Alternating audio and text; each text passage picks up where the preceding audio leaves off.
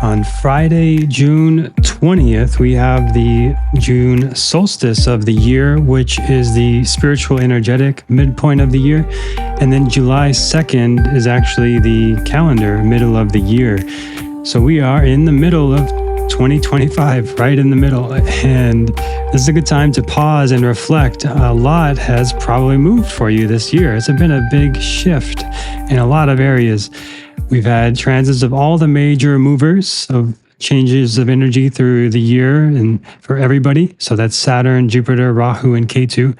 And I've done deeper episodes on each of those. You want to check the archives for that, and even had some in-depth guides for those for free if you want to get those and have references over the next year and 18 months within 2 years with those cycles. But let's take a moment today in this episode to just kind of review what's happened and look back over the year. I'm Jeremy Devins. This is the Quiet Mind Astrology podcast, where I teach Vedic astrology. If you don't have your free Vedic birth chart, you can get that at my site, quietmindastrology.com. And if you want a one-to-one reading to look at the next year for you and the rest of this year, and from your birthday and the transits and everything on your chart, you can schedule a reading at quietmindastrology.com. I have limited space for that now and for this point of the year, because we're going to start the next class of the Vedic Astrology Mentorship in August. So I'll have space to do readings between June and August before we start that class. And you can check out the readings at the website as well. So how's it going for you? What's been going on in 2025? I know for me, it's been a very transformational year, a lot of growth, a lot of expansion, a lot of depth, a lot of healing. How is it for you? I know I've talked about recently for June, just a lot of yang energy. We're seeing that in the news, in the media, and world events, a lot of yang energy with Mars and Ketu conjunct from June through July. Pretty intense stuff going on globally, maybe some intense stuff going on personally as well, depending how big of an influence Mars and Ketu have on your chart. It's going to depend on the individual a lot too. But you can check that again in your free birth chart. And if we go back to the beginning of January, or the beginning of the year in January, the first real big shift of the year came at the end of January on the 27th, when Venus moved into Pisces, its exaltation point. So that is a very strong expression of the Venus energy and the Pisces energy. Now, again, how that exactly expresses depends on the individual, but on a global sense, and for everybody at some degree, there's this connection to what really feels most aligned for you, most spiritually aligned, most romantically, intimately, sexually, and in relationships, relationally aligned for you. Because Venus and Pisces is where we bring the most joy and pleasure of what we love. And this can be in the work that you do also, in the love of your work, and the love of your relationships. And this is an opportunity also for a lot of artistic expression, creativity. This is typically a very positive energy, and that really carried over to some degree all the way until the end of May.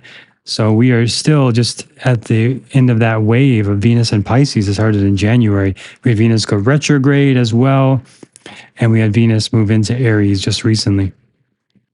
And that Venus retrograde started on March 2nd and continued all the way until April 13th. And Venus was in Pisces the whole time. So it's kind of unusual to have a retrograde of Venus stay in the same sign. And the retrogrades only happen every 18 months. So to have this year is a pretty big deal. And it's a time of going back over unfinished business and relationships and what you love, and all the things I just talked about with Venus Pisces energies, and having to review those things, having to slow down in those areas. It's, especially with Venus Pisces, it can be quite an ecstatic or high or elevated experience, very beautiful, it can be transcendent.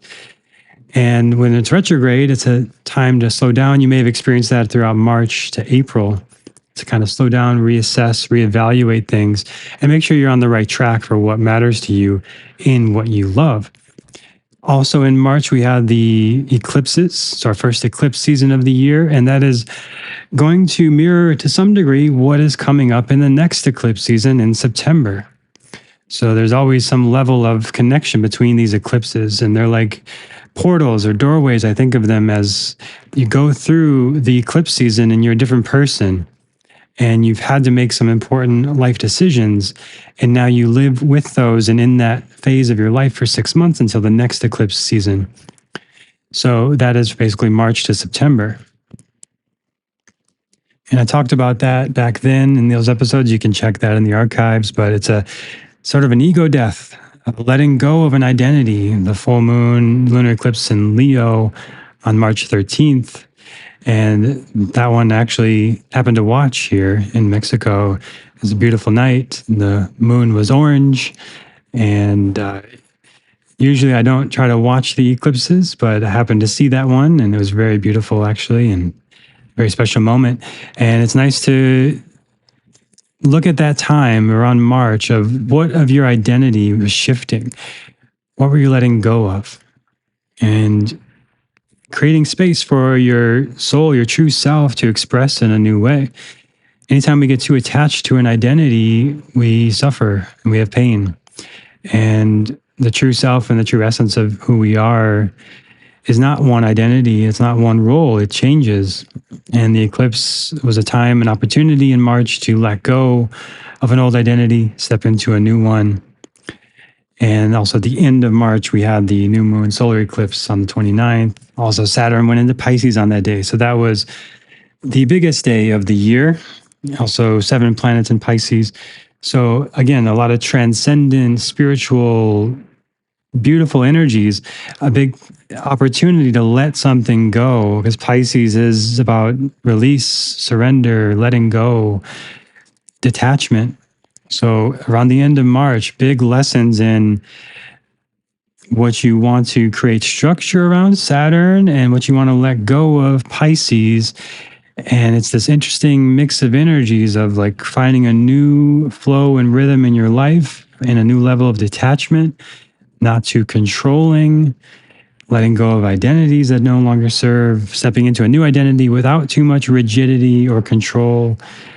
Basically, a lot of letting go of old structures, systems, and ways of being that no longer serve. And as a sort of unknown, as a bit of a liminal space with Saturn and Pisces that's actually present from the end of March for 2.5 years, because Saturn is in a sign for 2.5 years. So it's a time to not get too rigid, too controlling, too fixed on any one idea, but to be more structured in your spiritual approach and your connection to your spiritual path and sort of guidance of your intuition, your dreams, your spiritual walk, whatever that looks like for you. And you can look back over just recent years. So Saturn was in Capricorn, then Aquarius, now Pisces from 2020 through all the COVID stuff and all that, the 2022, 23 in Aquarius with all the technology advancements. And now Saturn in Pisces, it breaks structures, systems, boundaries. It updates things, it renovates things, it releases old things. So we see that on a global level with changes, massive changes in governments and financial structures and systems. And now it's sort of an in-between space of like what's going to happen with AI and new structures and systems and all this stuff. But on a personal level, it's an opportunity to really look at yourself in a new light of who you are becoming and not needing to define it too much or control it too much or be too boxed in here. And any one way that it should look or however someone else says it should be or someone else's idea of it, it might not actually fit the need for fluidity of this transit. And it's an opportunity for major changes and just trying on new things, trying on new ways of being, new identities, and letting go of things that no longer serve. We also had Mercury go retrograde in Pisces in March through April. So just a lot of this Pisces energy, which can be quite beautiful and transcendent and beyond what you're familiar with and changing structures and order in your life.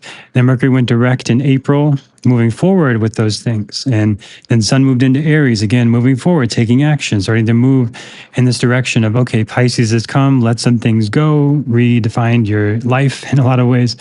And now April is like, okay, what are you going to build upon that? Where are you going to go from this? And we've been in some energy kind of like that since April now, more yang energy, sort of building, creating, starting energy. Venus has moved into Aries at the end of May.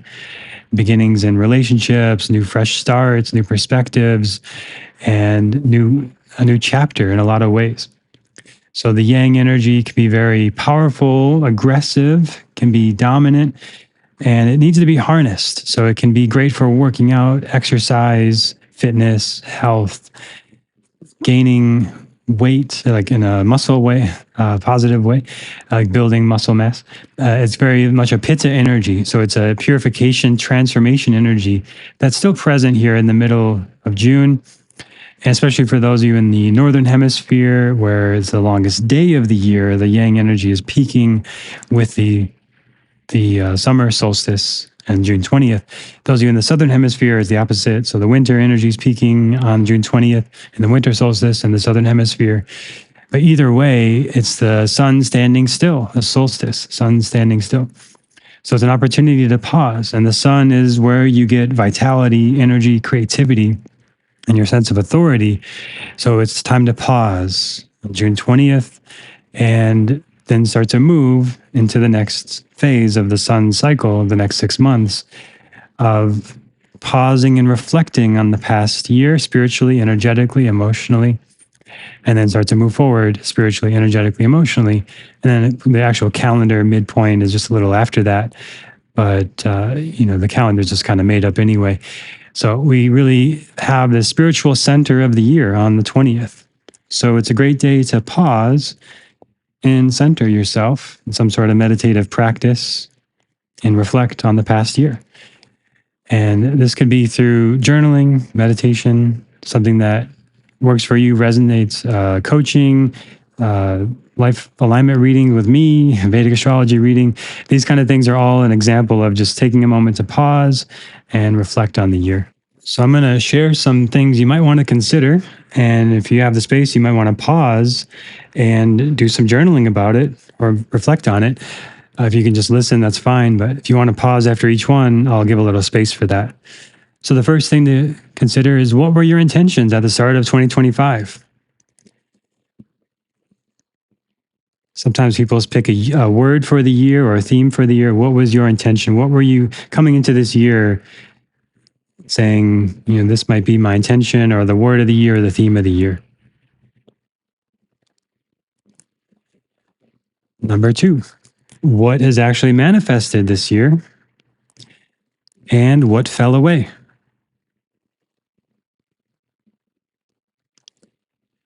Number 3, what lessons did the eclipse bring for you in March?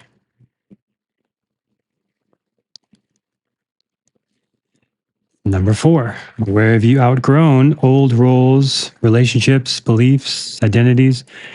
That's the Ketu and Leo energy we're talking about, the changing of the identity, the eclipse in Leo.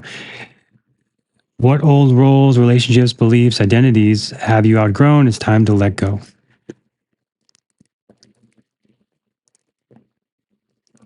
Number 5, what would feel truly nourishing and supportive in the second half of 2025?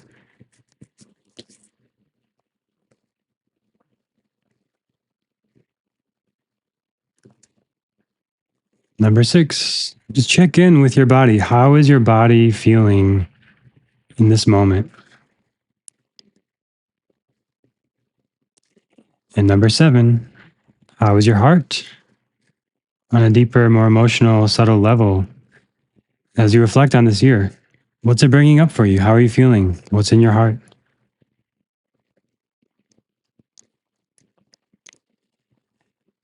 So if you have a moment to come back and review those, I highly encourage it. If you want to share any insights or thoughts on the comments on Spotify, I'd love to hear, or the messages on Instagram, you can reach out there at Quiet Mind Astrology. But yeah, that's the past 6 months. And now we've got the next 6 months In July, we'll have Mercury go retrograde mid-month. So it's a time for more review, slowing down around communication and business stuff. We'll have the eclipse season again in September. It's a big portal of transformation, starting a new phase, a new 6-month chapter for you. In October, we'll have Jupiter go to Cancer. That's going to be a very beautiful, positive energy. Very harmonious, loving, affectionate, protective. It's the best place Jupiter can be. It's just going to be there for a little bit, though, this year, and then it'll come back for a full year next June. So that'll be really cool in 2026 in June. But Jupiter in Cancer, October to November, really nice, sweet energy towards the end of the year. And then we'll have Jupiter go retrograde at the end of the year, a little time to slow down around the expansion and growth, and the solstice on December 21st at the end of the year. And of course, we'll have Mindful New Year around that time to plan for the whole next year. So that's a little preview of the main stuff coming up in the second half of the year. If you're thinking about planning anything around any of that, it could be helpful. And more immediately, we'll have the new moon next week. I'll talk about on the next episode, the new moon horoscope in Ardra in Gemini on June 25th. It's quite a transformational, renewing kind of energy, and can bring a lot of inspiration and clarity. We'll talk about that soon. But if you enjoy the podcast, share it with a friend, leave a review on Apple Podcasts, and leave a comment on Spotify. And you can follow me on Instagram. You can get a reading with me if you want to go deeper, more one-on-one, how this works for you. And again, I'll have limited availability here. So if you want to get a reading before August, now is a good time to book. While I have availability for that before the next mentorship class will start in August. If you want to go really deep into astrology and how to be a certified astrologer and learn how to read charts and go super deep in your own chart, that will be in August with the mentorship, and super fun, super exciting to do that. And we actually just ended the last mentorship class. It was a great group. So I look forward to sharing that again in August. Thanks for listening, and look forward to sharing more with you next time on the Quiet Mind Astrology Podcast.